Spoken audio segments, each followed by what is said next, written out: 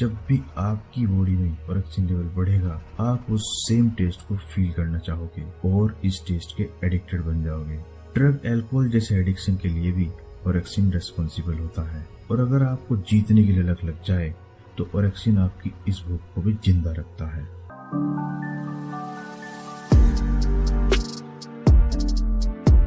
लगातार बनी रहने वाली थकावट जिसको आप बयां नहीं कर पा रहे, ये बिल्कुल ऐसा फील होता है जैसा आपने कभी फ्लू या किसी बीमारी में महसूस किया हो, या काफी लंबे टाइम से आपने नींद न ली हो। आप 8 घंटे की नींद लेने के बाद भी थका हुआ महसूस करते हैं। आप अपने काम पर फोकस नहीं कर पा रहे।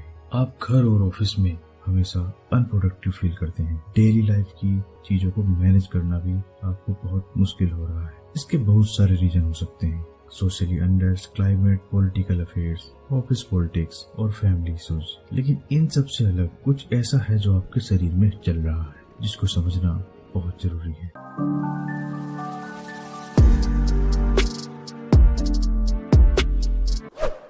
इसे समझने के लिए ह्यूमन हिस्ट्री को समझना होगा। आज से लगभग 10-12 हजार साल पहले ह्यूमंस छोटे छोटे ग्रुप में खाने की तलाश में इधर उधर जानवरों की तरह घूमते रहते थे। रास्ते में जो भी खाने को मिलता था वो खाते और आगे बढ़ते रहते थे। उन्हें नहीं पता होता था कि अगला भोजन कब मिलेगा। वो किसी प्लेस पर ज्यादा देर नहीं रुकते थे। कुछ देर आराम करने के लिए रुकते और अपनी अगली खुराक की तलाश में निकल पड़ते थे।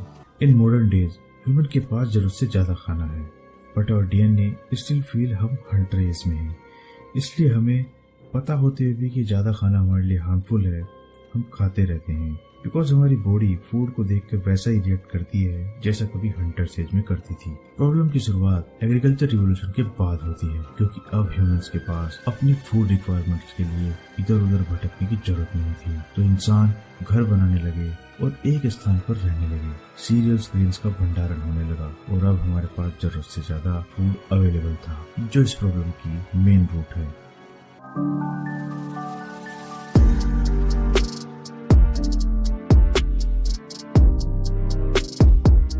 हमारी ईटिंग हैबिट्स 1 टाइम ए मील से बदलकर 3 टाइम ए डे हो चुकी थी। पहले उस एक मांस के टुकड़े के लिए पूरा दिन जंगल में भटकना और तलाशना और शिकार करने में जो एनर्जी लगती थी, आज वो एनर्जी भी खर्च नहीं होती। एक एवरेज वर्किंग पर्सन सुबह 8 बजे मॉर्निंग ब्रेकफास्ट से खाना चालू करता है। उसके बाद लगभग 10 बजे वो अपने ऑफिस की टेबल पे चाय स्नैक्स लेता है और 1 बजे लंच, 4 बजे फिर से चाय स्नैक्स, 6 बजे गली नुक्कड़ की किसी स्ट्रीट फूड का मजा लेता है और रात के 9:30 बजे अपने दिन का आखिरी खाना खाता है।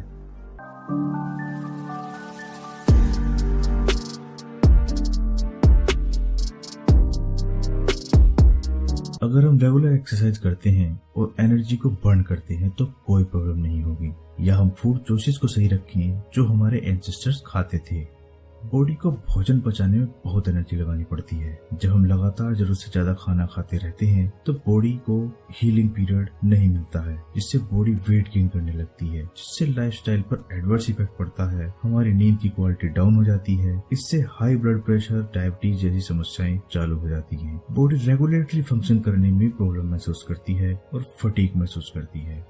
बॉडी इन्फ्लेमेशन की वजह से ऑर्गन और टिश्यूज डैमेज होते हैं। It's need energy to repair these tissues and organs, but energy food से आती है।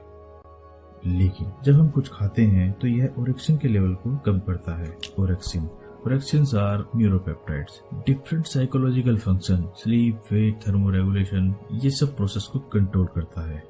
थर्मोरेगुलेशन एक ऐसा प्रोसेस जिसमें बॉडी अपने टेम्परेचर को मेंटेन करता है। एनर्जी, मेटाबॉलिज्म, फीडिंग बिहेवियर और फिजिकल एक्टिविटीज को ऑरेक्सिन कंट्रोल करता है। एक साइंटिस्ट सुकाराई ने 1998 में हमें ये बताया, orexin A hypocretin 1 and orexin B hypocretin 2 feeding और एपेटाइट बिहेवियर के रेगुलेटर्स होते हैं। रिसेंट स्टडीज हमें बताती हैं कि emotion regulations, energetic, homeostasis, reward system, drug addiction, sleep, wake में भी ऑरेक्सिन रोल प्ले करता है। होम्योस्टेसिस हमारी सर्वाइवल नेचर को, ह्यूमन सर्वाइवल को प्रमोट करता है, यानी अगर ये सिस्टम सही फंक्शन करता है तो बॉडी सर्वाइव करेगी, नहीं तो बॉडी डेड हो जाएगी।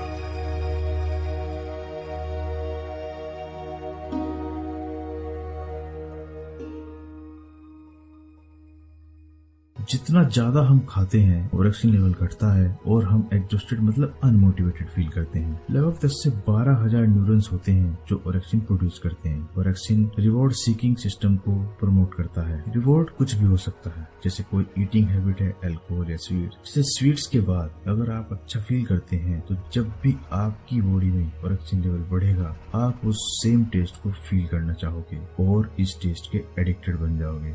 ड्रग, अल्कोहल जैसे एडिक्शन के लिए भी ओरेक्सिन रेस्पॉन्सिबल होता है। और अगर आपको जीतने की ललक लग जाए तो ओरेक्सिन आपकी इस भूख को भी जिंदा रखता है।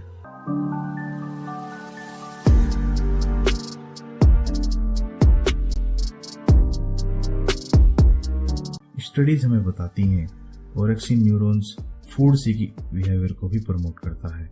इसका मतलब यह है कि जब न्यूरॉन्स खाने की इच्छा जाहिर करते हैं हम तभी प्रोडक्टिव होते हैं, क्योंकि उस वक्त ओरेक्सिन लेवल हाई होता है। ओरेक्सिन लेवल 42 से 72 घंटे के फास्ट के पास सबसे हाई लेवल पहुंच जाता है।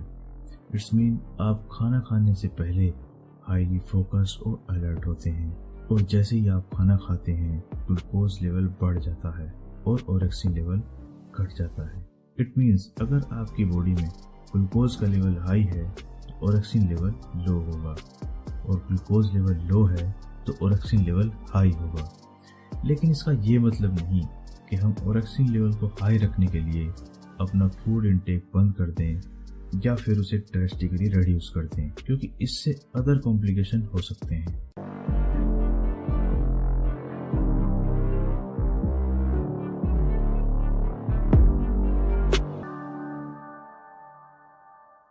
तो हमें करना क्या चाहिए? हमें चाहिए कि हम सही भोजन लें, अच्छी फूड हैबिट्स को डेवलप करें जिससे ओरेक्सिन लेवल रिलेटिवली हाई बना रहे। आप पहले से ज्यादा फ्रेश और अलर्ट महसूस करें बजाय टायर्ड और स्ट्रेस रहने के। इसके लिए हमें हाई ग्लूकोज प्रोड्यूसिंग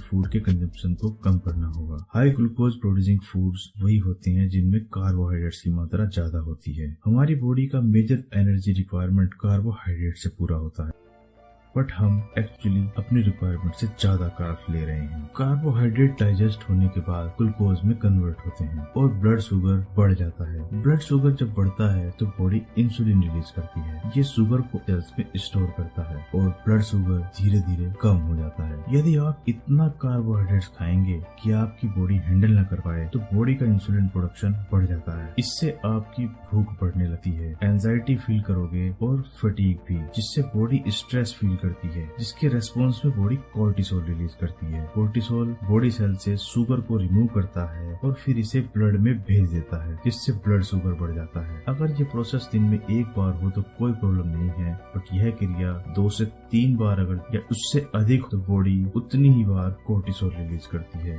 और इतना कोर्टिसोल फटीग का कारण बनता है। हमारे टोटल इंटेक का 50% फूड कार्बोहाइड्रेट्स होता है। कार्बोहाइड्रेट्स अनरिफाइंड मतलब नेचुरल फ्रूट, वेजिटेबल, सीरियल्स, और refined carbs are refined sugars, that is 99% carbohydrate. और बुरी खबर यह है आज हम अधिकतर फूड रिफाइंड कार्ब्स के रूप में लेते हैं। Cakes, spreads, chocolates, candies, sweets etcetera, ये सब रिफाइंड कार्ब्स हैं। हमारे एंसेस्टर्स सिर्फ 30% कैलोरी अनरिफाइंड कार्ब्स से लेते थे, बट नाउ एक एवरेज मेट्रोपॉलिटन 50% कैलोरी रिक्वायरमेंट सिर्फ कार्ब से पूरी करता है। इट कैन बी रिफाइंड और अनरिफाइंड, मतलब हमारे कार्ब्स का जो सोर्स है वो भी रिलेटिवली लेस हेल्दी है।